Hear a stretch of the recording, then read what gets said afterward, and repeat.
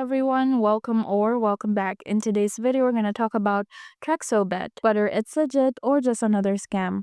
Quick disclaimer, everything in this video is based on publicly available information and personal opinion. Also, a lot of you guys are asking me how I do this research so fast. I actually put together a complete guide to show you the exact process. Links in the description. Now, TrexoBet.com presents itself as a sleek and modern online betting site.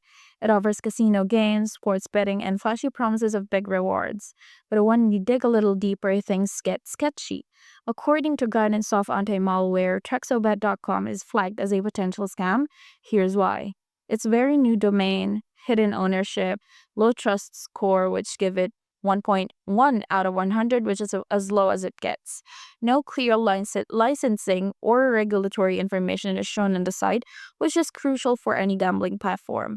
And multiple scam signals like suspicious content, low traffic, and poor transparency.